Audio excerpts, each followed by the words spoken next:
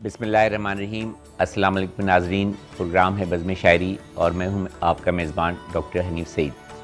नाज़रीन, हमारी आज की इस बज़्म में मौजूद हैं एक इंतहाई मारूफ सहाफ़ी और मंजे हुए नौजवान शायर, जो न सिर्फ पाकिस्तान में बल्कि पूरी दुनिया में अपने ज़ोर सुखन और खुश नवाई के जौहर दिखाते रहते हैं और जादू जगाए रखते हैं।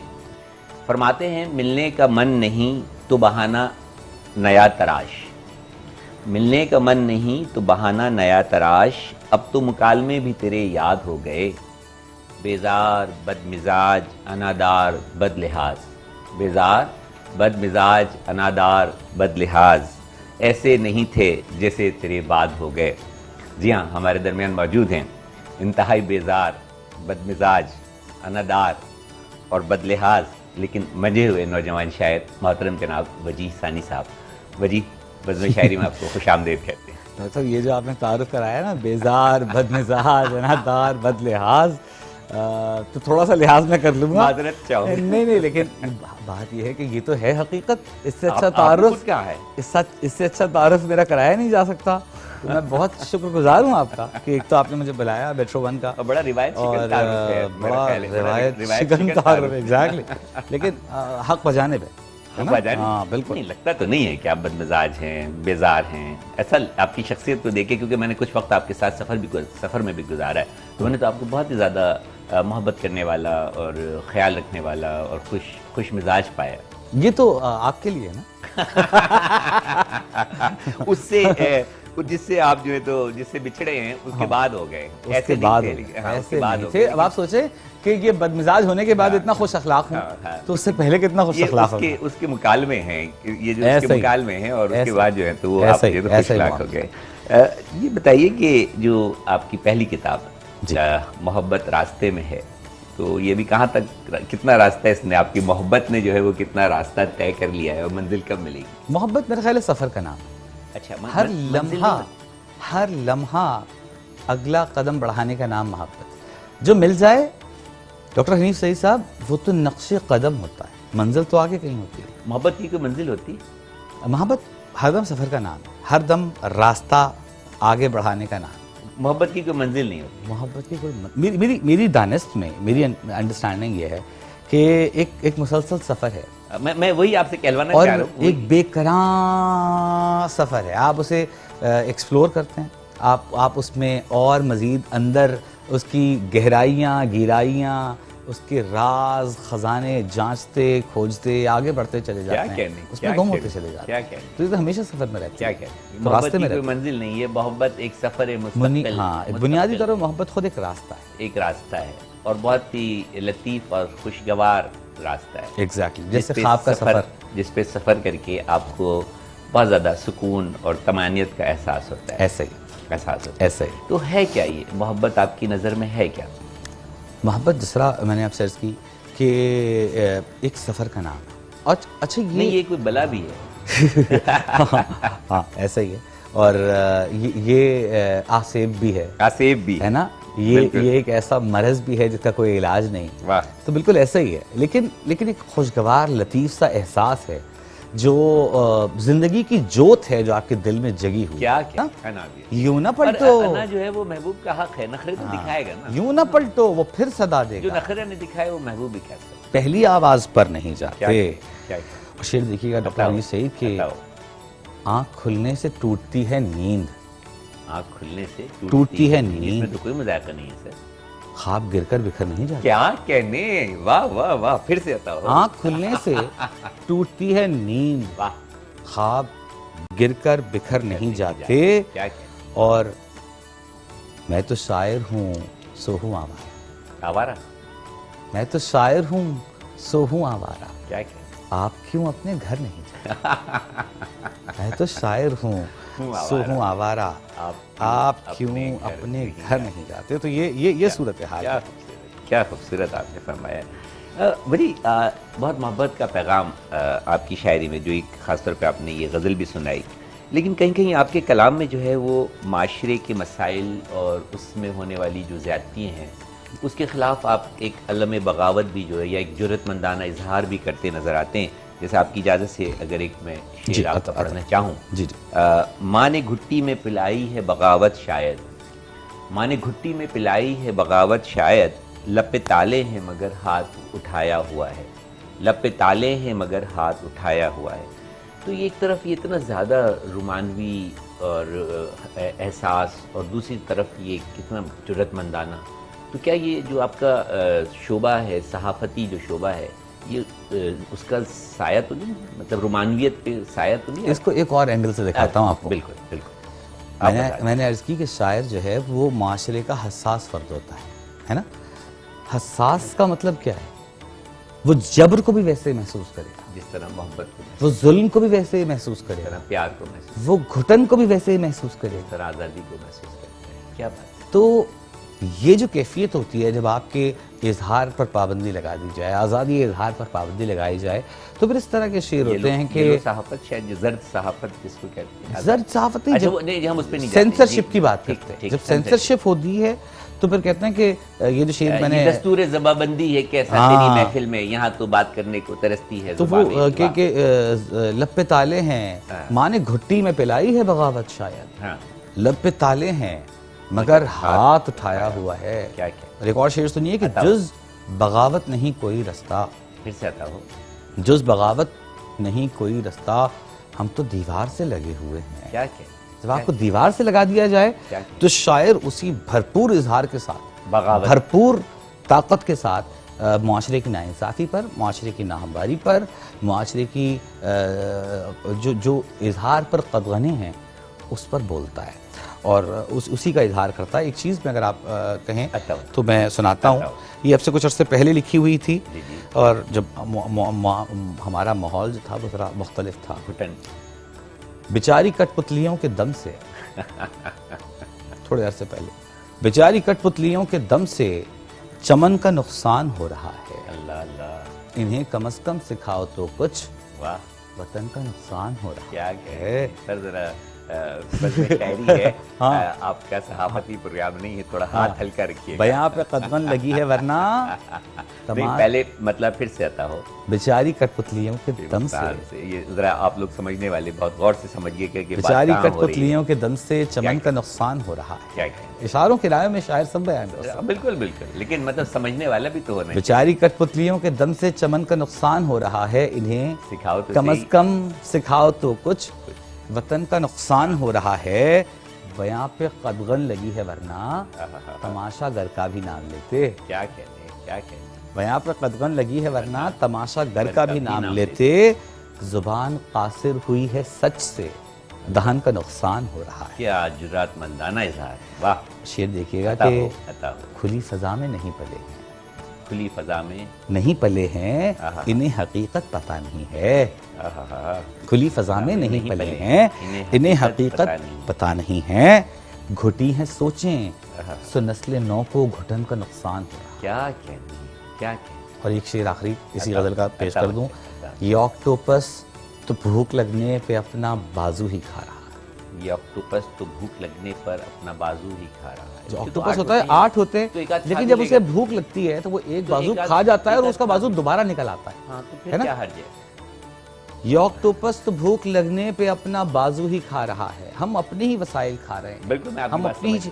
یہ آکٹوپس تو بھوک لگنے پہ اپنا بازو ہی کھا رہا ہے. کوئی بتائے اسے بٹھا کر وزن کا نقصان ہو رہا ہے. کیا کہنے. کیا خوبصورت. کوئی بتائے اسے بٹھا کر. جو کچھ گزرا ہے لمحہ یا جو ماحول جو آپ نے کہا کہ کچھ ہی عرصے پہلے چلے جائیں، تو کیا خوبصورت الفاظوں میں آپ نے جو تو اس کی عکاسی کی ہے اور کیا جرأت مندانہ جو ہے تو وہ اظہار ہے. میں چاہتا ہوں کہ تھوڑا رومان کی طرف واپس آ جائیں کیونکہ ڈر لگتا ہے. معاف کیجیے گا جی. رومان کی طرف واپس آ جائے. کوئی رومانوی سا یا خوبصورت سا جو آپ کو بھی پسند ہو کلام، کیونکہ پروگرام بزم شاعری ہے تو میں چاہتا ہوں آپ کی گفتگو تو خیر ایسی ہے کہ وہ دل چاہتا ہے کہ گفتگو ہی کی جائے، لیکن بزم شاعری میں ذرا کوشش ہوتی ہے کہ آپ کو سنا زیادہ سے زیادہ. نہیں میں آپ کو سناتا ہوں. میں ایک رومانوی چیز آپ کو سناتا ہوں. معال و اندمال کا خیال ہی نہیں رہا. پھر سے تھا معال و اندمال کا. اس کی وضاحت بھی فرمائیں. شیر سنیں. معال و اندمال کا خیال ہی نہیں رہا. عروج کو زوال کا خیال ہی. کیا سہل ممتنع ہے. تیری لگن میں محو اس قدر ہوئے کہ آج تک، تیری لگن میں محو اس قدر ہوئے کہ آج تک انائے پائے مال کا خیال ہی نہیں کیا رہا. جو تو ملا کسی قدر خوشی ہوئی تو ہے مگر، واہ.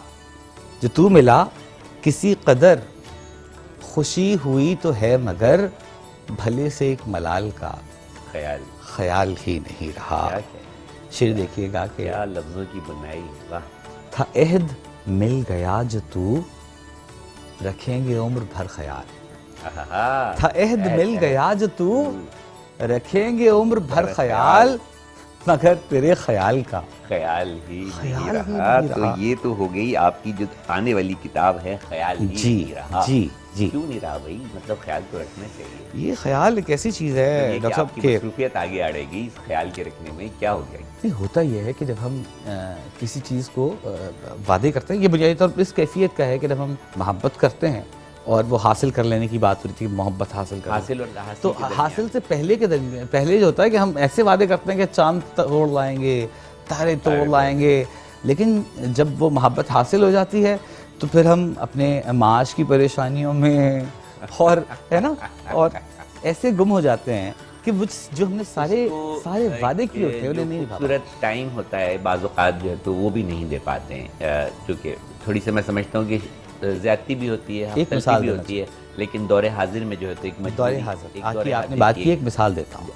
وہ مثال یہ ہے کہ آج آپ مثال کے طور پر پیرس گھومنے گئے ہے نا، یا مری یا نتھیا گلی یا ناران یا کاغان، آپ جہاں گئے، لوگ خانہ کعبہ گئے عمرہ کرنے ہے نا. مثال کے طور ہم کہیں جاتے ہیں، اب آپ دیکھیے گا کہ لوگ اس منظر کو پہلے دیکھ کر مبہوت ہو جایا کرتے تھے، اس میں گم ہو جایا کرتے تھے. ایسا ہی ہے پہلے، ایسے ہی ہے نا. بلکہ میں سمجھتا ہوں کہ خانہ کعبہ اور اس کی ایک ہیبت اور اس کی ایک اس کا آپ کتنی بھی مرتبہ چلے جائیں اس منظر کو دیکھ کر آپ مبہوت ہی ہو جاتے ہیں. ایسے. لیکن اب کیا دور آ گیا ہے ڈاکٹر صاحب کہ ہم بجائے اس کے کہ اس لمحے موجود کو انجوائے کرنے کے، اس لمحے موجود کا لطف لینے، اس کا کیف، اس کا سرور لینے کے بجائے موبائل نکال کر سیلفی نکال لیں میں وقت نکال. یہ تو موضوع کو آپ بہت دوسری طرف لے جائیں گے اور میرا بڑا پسندیدہ موضوع بھی ہے، لیکن وقت ہوا ہے کہ چھوٹے سے بریک کا، اور اس امید کے ساتھ کہ وجیح ثانی ہمارے درمیان موجود ہیں. آپ جڑے رہیں گے بزم شاعری سے. پروگرام بزم شاعری میں ایک مرتبہ آپ کو پھر خوش آمدید کہتے ہیں، اور ہماری آج کی اس بزم میں موجود ہیں دور حاضر کے انتہائی خوبصورت، مشہور اور بڑے معتبر جانے پہچانے شاعر محترم جناب وجیح ثانی صاحب، جو اپنی خوبصورت باتوں سے، اپنی بہت ہی مدلل گفتگو سے اور مدلل کلام سے جو ہے وہ ہماری بزم کو چار چاند لگا رہے ہیں. وجیح میں ایک اور دیکھ رہا تھا کہ نظامت کے فرائض آپ اکثر جو ہیں تو وہ انجام دیتے ہوئے نظر آتے ہیں، خواہ وہ قومی مشاعرے ہوں، پروگرام ہوں، یا جو تو بین الاقوامی مشاعرے ہوں. اور میں نے یہاں تک بھی سنا ہے کہ آپ جو ہے تو وہ اس خدمت کے لیے جو ہے تو پہلا انتخاب جو ہے تو وہ سمجھے جاتے ہیں. تو اس کی کوئی خاص وجہ؟ پہلے تو عزتیں اللہ کے لیے ہیں، یہ اللہ عزت دینے والا، اللہ کی مہربانی ہے، شکر الحمدللہ. لیکن یہ بات درست نہیں ہے کہ پہلا انتخاب سمجھا جاتا ہے. یہ کثیر نفسی ہے آپ کی؟ نہیں، بہت اچھے لوگ ہیں جو یہ کام کر رہے ہیں. مجھے بھی موقع ملتا ہے، اور جہاں موقع ملتا ہے کوشش کرتا ہوں کہ اب پرفارم کروں اور لوگوں کو بڑا اچھا پرفارم کرتے ہیں. میں نے دیکھی آپ کی نظامت میں مشاعرے بڑے منظم ہوتے ہیں. محبت ہے آپ کی، لیکن وہی والی بات ہے کہ عزت اللہ کی دی ہوئی ہے، اللہ کا شکر ادا کرنا چاہیے.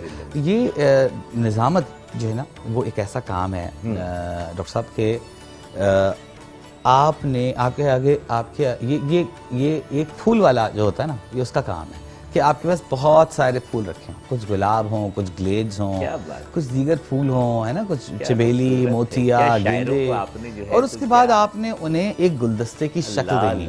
یہ ہے ایک ناظم کا کام کہ وہ تمام پھولوں کا ایک ایسا گلدستہ بنا کے دے کہ مہکتا رہے، حیات جو ہے تو وہ مہکتا رہے، لوگوں کی یادوں میں مہکتا رہے، اس کی مہک لوگ اپنے ساتھ لے. تو یہ ایک چھوٹا سا کام ہے، کوشش کرتے ہیں.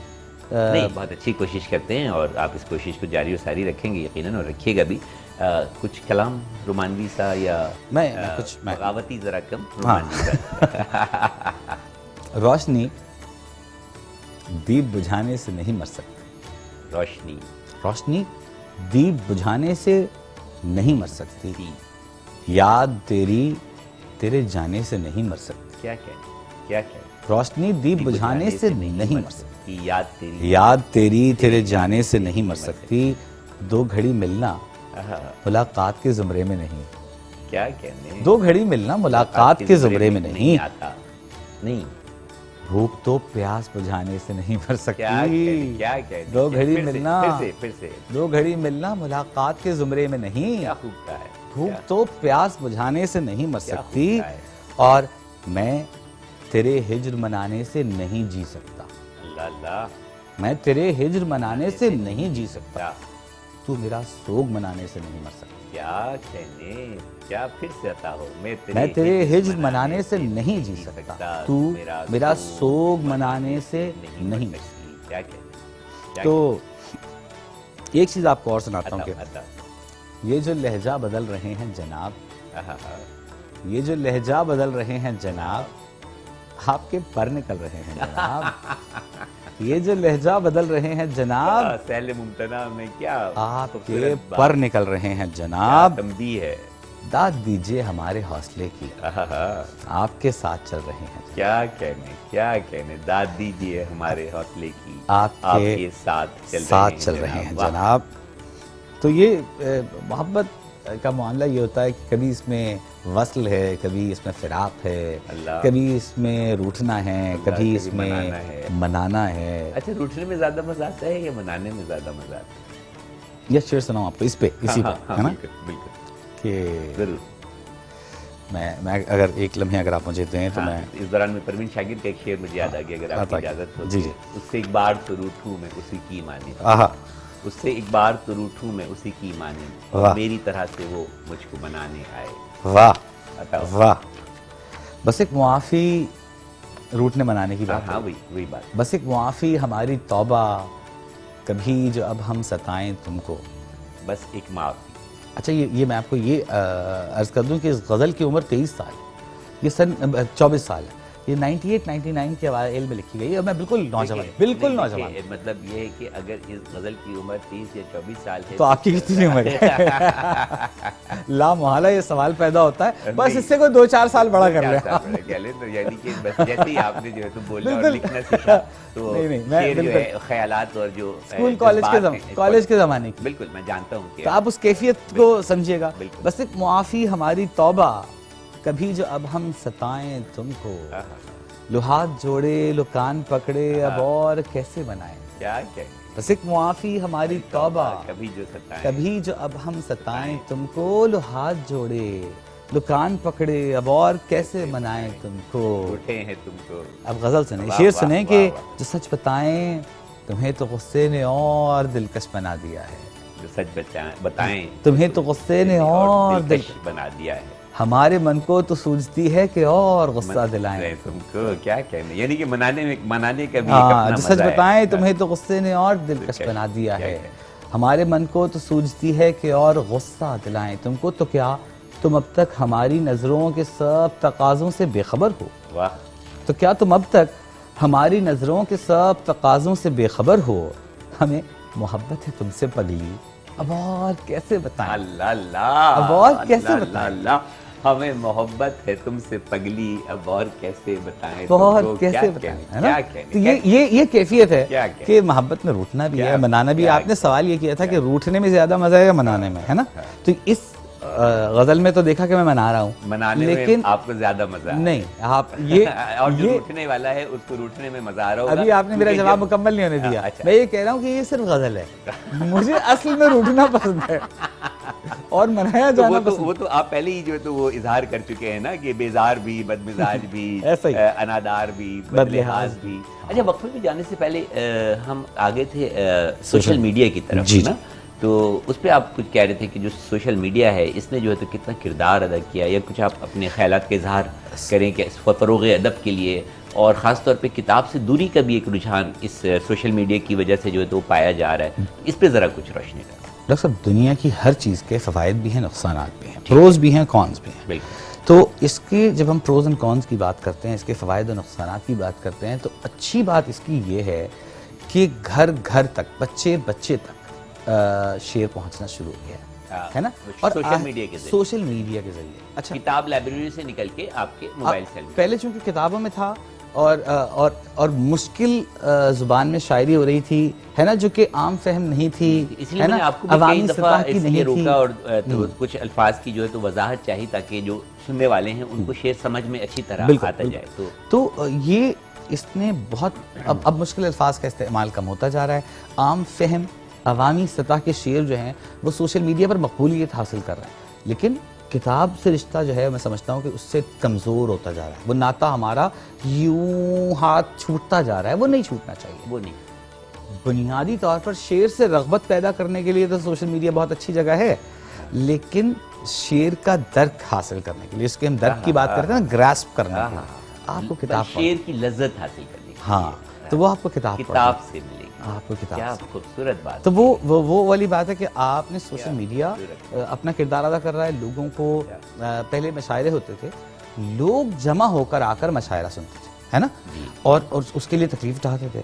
اب انہیں ان کی اسکرین پر, اس کو کہتے ہیں نا کہ اپنے at the palm of your hand, آپ کی جس طرح ہتھیلی کو آپ دیکھ رہے ہیں اس طرح موبائل فون آپ کے ہاتھ میں ہے, اور آپ اس میں دنیا جہان کے شاعروں کا اردو میں جو کلام کہا جا رہا ہے سن رہے ہیں. آسانی ہو گئی ہے ویڈیو کالز کے ذریعے یا اور جو دیگر ایپس ہوتے ہیں ان کے ذریعے جو تو آپ, خاص طور پہ یہ فروغ ہوا جب کورونا کے زمانے میں زوم مشاعروں کا انعقاد ہوا. ایگزیکٹلی, بالکل ایسا ہی ہے. اور اس کے بعد مطلب لوگوں نے اس میں بہت آسانی بھی محسوس کی, اور پھر مشاعروں کا سوشل میڈیا پہ مشاعروں کے انعقاد کا رجحان جو ہے وہ بڑھتا چلا گیا. اور یہ کسی حد تک ایک پازیٹیو سائن بھی ہے, مثبت سائن بھی ہے. پہلے کتاب حاصل کرنے کے لیے آپ کو لائبریری جانا پڑتا تھا, اب وہی کتاب جو ہے وہ ایک ڈیجیٹل سیل کی صورت میں, ایک چھوٹے سے گیجٹ کی صورت میں کوئی بھی کتاب آپ پی ڈی ایف فائل کی شکل میں آپ کے پاس موجود ہوتی ہے. آپ جب چاہیں جہاں چاہیں اسے کھول کے پڑھ سکتے ہیں. لیکن وجہ کا کہنا ہے جو اکثر ہمارے آنے والے مہمان, تقریباً سبھی ہمارے آنے والے مہمان, ادب سے لگاؤ رکھنے والے مہمان, ادبی لوگ جو کہتے ہیں کہ جو مزہ, جو لطف شعر کا یا نظم کا کتاب سے پڑھ کر آتا ہے وہ جو ہے وہ سوشل میڈیا پر پڑھ کر نہیں آتا. تو لہٰذا کتاب سے رشتہ جوڑے رکھیے, کتاب سے رشتہ مت توڑیے. سوشل میڈیا کا پازیٹیو استعمال جو ہے تو وہ جاری رکھیے. سوشل میڈیا نے بہت بڑا کردار ادا کیا ہے فروغ ادب کے لیے, اور آنے والے وقت میں اس سے بھی زیادہ کردار جو ہے وہ ادا کرتا رہے گا. جب بھی کتاب کی بات ہوتی ہے تو ایک کتاب کا ذکر جو ہے تو وہ ضرور کرتا ہوں, اور وہ کتاب ہے جو ہمارے خالق کائنات رب العزت نے ہمارے پیارے رسول اپنے محبوب پر اتاری, جو کہ ضابطۂ حیات ہے.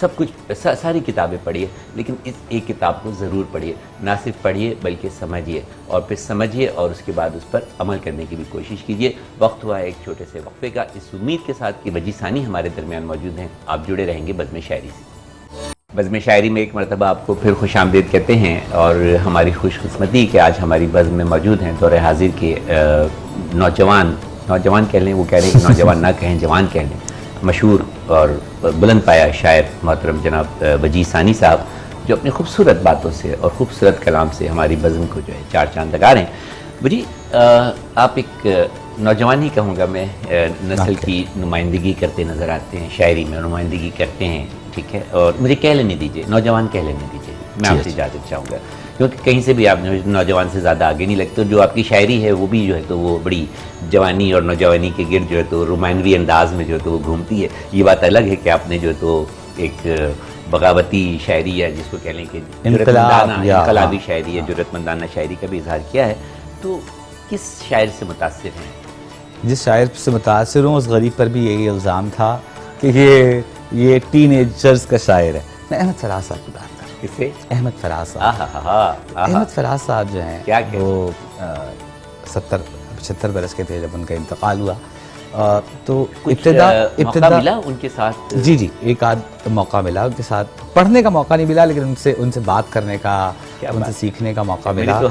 ہاں, لیکن احمد فراز صاحب جو ہیں وہ جس دور میں 70 سال سے اوپر کے تھے, وہ نوجوانوں میں مقبول ترین شاعر تھے, اور ان پر یہ الزام تھا کہ وہ ٹین ایجرز کے شاعر ہیں. تو ابتدائی اوائل زمانی میں سنا ہے بولے تو باتوں سے پھول چڑھتے ہیں, تو چلو بات کر کے دیکھتے ہیں. سنا ہے اس کو بھی ہے شعر و شاعری سے شغف, سو ہم بھی موت سے اپنے ہنر کے دیکھتے ہیں. سنا ہے اس کے بدن کی تراش ایسی کہ پھول اپنی قبائیں قطر کے دیکھتے ہیں نا. سنا ہے اس کے شبستان سے منسلک ہے مکیں ادھر کے بھی جلوے ادھر کے بھی. خود بھی اتر چکے. عشق کا بھوت بھی اتر چکا تھا.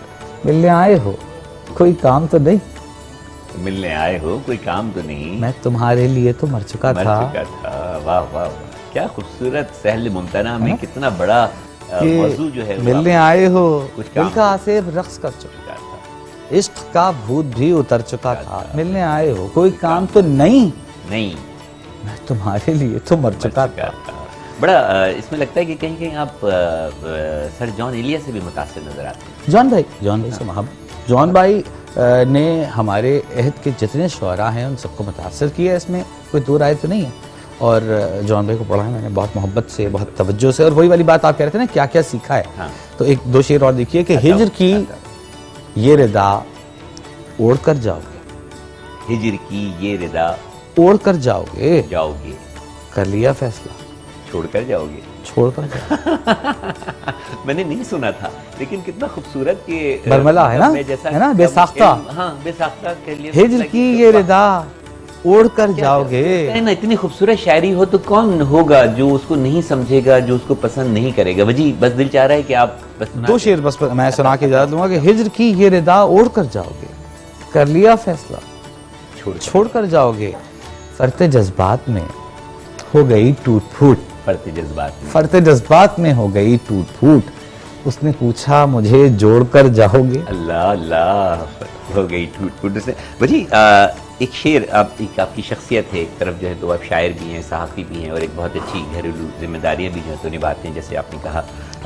تو ایک شعر آپ کی اجازت سے, بلکہ دو شعر جو آپ نے کہے کہ گو مکمل نہیں ہوں کافی ہوں. گو مکمل نہیں ہوں کافی ہوں, پہلے شاعر ہوں پھر صحافی ہوں. سبت ہے جو زمیں کے ماتھے پر, میں وہی حرف اختلافی ہوں. پہلے شاعر ہوں پھر صحافی ہوں. تو یہ میں سمجھتا ہوں کہ آپ نے شاعری کو جو ہے نا وہ ایک بلند مطلب مقام عطا کیا ہے صحافت پر. تو کیسے بیلنس کرتے ہیں, یا کیا ریزن ہے اس شعر کے بیہائنڈ؟ دیکھیے میں سمجھا. پس منظر صحافت میرا پروفیشن ہے. صحافت میرا پیشن اور شاعری میرا پیشہ ہے. بالکل اسی طرح جس طرح کہ میں یہ پروگرام کرتا ہوں, مطلب میڈیسن میرا جو شعبہ ہے وہ ڈاکٹری ہے, لیکن یہ پروگرام کرنا, ادبی لوگوں سے گفتگو کرنا, ان کے ساتھ وقت گزارنا, یہ میرا پیشن ہے. اب دیکھیے میرا ایک شعر ہے وہ مجھے یاد آتا تو میں سناتا ہوں, لیکن یہ جو بات آپ کو سمجھانا چاہ رہا ہوں کہ صحافت میں نے بعد میں as a profession by choice join کی. میں صحافی بائی چوائس ہوں. ہاں شاعری تو آپ, لیکن شاعری تو میں میرے اندر اللہ رب العزت نے یہ مادہ رکھا تھا, یہ جوہر رکھا تھا, آپ یوں کہہ سکتے ہیں. یہ میرا پیشن ہے, میری پہلی محبت ہے شاعری. بات سمجھ رہے, اٹس لائک شاعری سے آپ کو جنون کی حد تک لگاؤ ہے. یہ میری اولاد ہے. اب وہ ہوتا ہے نا کہ میں اسے نظر انداز بھی کرنا چاہوں تو ایک حد تک ہی نظر انداز کر سکتا ہوں, کیونکہ جب آپ کے اندر. لیکن آپ کے شعر سے نہیں لگتا کہ آپ شاعری کو کسی بھی حد تک نظر انداز کر سکتے, کیونکہ آپ نے بالکل مکمل صاف فرمایا, پہلے شاعر ہوں پھر صحافی. اسی غزل کے ایک دو شعر سنا دیتا ہوں کہ پروگرام بالکل اپنے دو تین شعر کہ گو مکمل نہیں ہوں کافی ہوں. واہ. پہلے شاعر ہوں پھر صحافی ہوں. سبت ہے جو زمیں کے ماتھے پر, سبت ہے جو زمیں کے ماتھے, میں وہی حرف اختلافی ہوں. مکر کے اس جہاں کا ہوں ہی نہیں. مکر کے اس جہاں کا ہوں ہی نہیں, اور اگر ہوں بھی تو اضافی ہوں. اور میں جو سرزد ہوئی وہ گستاخی, میں جو سرزد ہوئی وہ گستاخی, جو نہ مانگی گئی معافی ہوں. اور ہاں محبت سکھائی ہے, ہاں محبت سکھائی ہے, لو سزا دو میں اعترافی ہوں. اور آخری شعر کہ تم محبت کا سود ہو خالص, تم محبت کا سود ہو خالص, اور میں ثانی زر تلافی. بس یہ بالکل ختم ہو چکا ہے وجی. پروگرام جاتے جاتے ایک چھوٹا سا میسیج خصوصاً نوجوانوں کے حوالے سے. پہلے تو میں شکریہ ادا کرنا چاہوں گا میٹرو ون نیوز کا, ڈاکٹر حنیف سعید کا بزم شاعری کا, اور نوجوانوں کے لیے میرا پیغام یہ ہے کہ دوستو, ہم اختلاف رائے کے باوجود بھی ایک دوسرے کا احترام کر سکتے ہیں, ایک دوسرے سے اخلاق سے پیش آ سکتے ہیں. ہماری تہذیب یہ سکھاتی ہے کہ ہمیں دشمن سے بھی عزت کا برتاؤ کرنا کیا ہے، بات، محبت سے پیش آنا ہے، کیا محبت کرو یار، کیا خوبصورت، زندگی جیو، کیا عیش کرو۔ کیا خوبصورت بات کہی ہے۔ جی ہاں، یہ تھے میرے بہت ہی عزیز ترین محترم دوست محترم جناب وجیح ثانی صاحب، جنہوں نے اپنی خوبصورت گفتگو اور خوبصورت کلام سے بزم کو مہکا دیا۔ وقت بالکل ختم ہو چکا ہے، بزم شاعری سے ڈاکٹر حنیف سعید کو اجازت دیجیے، اللہ نگہبان۔